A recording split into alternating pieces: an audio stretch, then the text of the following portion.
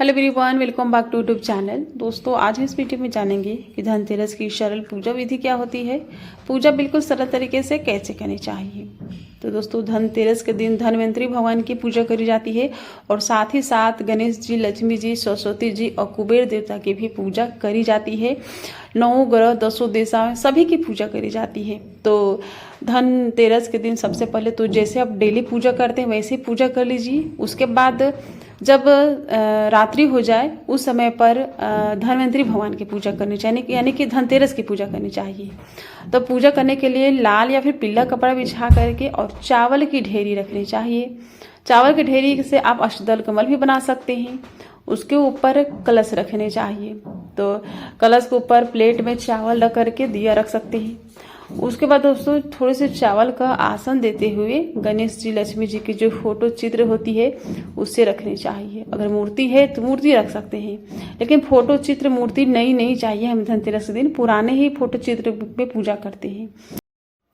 उसके बाद दोस्तों, धनतेरस की पूजा करने के लिए धनवंतरी भगवान की फोटो चाहिए। तो नहीं है फोटो तो सुपारी में कलावा लपेट करके पूजा कर सकते हैं। उसके बाद इस दिन कहा जाता है कि सोने चांदी की पूजा करनी चाहिए और उसकी खरीदारी भी करनी चाहिए। तो जिन चीज़ों की आप खरीदारी करते हैं उन चीज़ों को भी साथ में पूजा करनी चाहिए धनतेरस के दिन। तो जो भी आपके पास चीज़ें हैं सोने चांदी की, वो आप चौकी के ऊपर जहाँ पूजा करते हैं उस जगह रख लीजिए।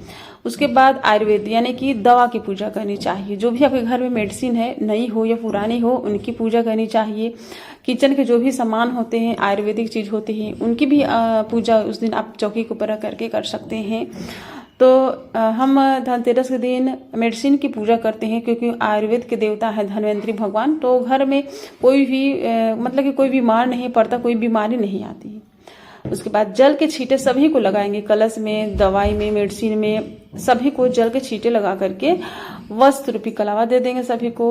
यहाँ पर सुपारी में जो धनवंतरी भगवान है उनको भी कलावा और जनेऊ दे देंगे। उसके बाद दोस्तों देखिए, उनको हम सबसे पहले रोली, कुमकुम, हल्दी, इन सभी का टीका लगाने चाहिए। गणेश जी, कुबेर देवता, लक्ष्मी जी, सरस्वती जी सभी के टीका लगाएंगे। जो हम दवा की पूजा कर रहे हैं उनमें भी हम लाल कुमकुम का टीका लगा लेंगे।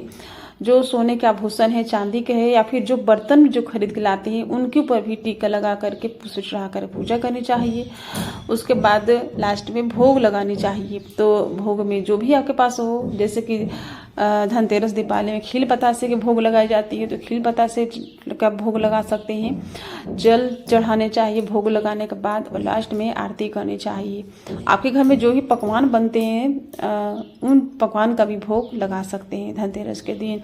और दोस्तों, धनतेरस के दिन झाड़ू खरीदनी चाहिए, साबुत धनिया खरीदनी चाहिए, चांदी के कुछ सामान खरीदने चाहिए और पीतल के भी सामान खरीदने चाहिए। अपने समर्थ के हिसाब से खरीदनी चाहिए, लेकिन झाड़ू और धनिया इस दिन जरूर खरीदनी चाहिए। मोर पंख की खरीदारी करनी चाहिए और जो भी चीज़ें खरीद कर लाते हैं उनकी धनतेरस के दिन पूजा करनी चाहिए। और गणेश, लक्ष्मी जी के साथ मेडिसिन की भी पूजा करनी चाहिए। जो भी घर में दवाई हो उन चीज़ों की पूजा जरूर कीजिएगा और धनिया जरूर चढ़ाने चाहिए पूजा में, जैसे कि मैंने बताया। तो और झाड़ू की ही पूजा करनी चाहिए और अपने घर के मुख्य दरवाजे पर चौमुखी दिया लगाने चाहिए दाहिने तरफ। तो इस तरह से पूजा करनी चाहिए। तो दोस्तों, आई होप आपको वीडियो पसंद आई होगी। तो लाइक कीजिएगा, चैनल पर नए चैनल को सब्सक्राइब कर लीजिएगा। वीडियो को ज़्यादा से ज़्यादा फ्रेंड एंड फैमिली के साथ शेयर कीजिएगा।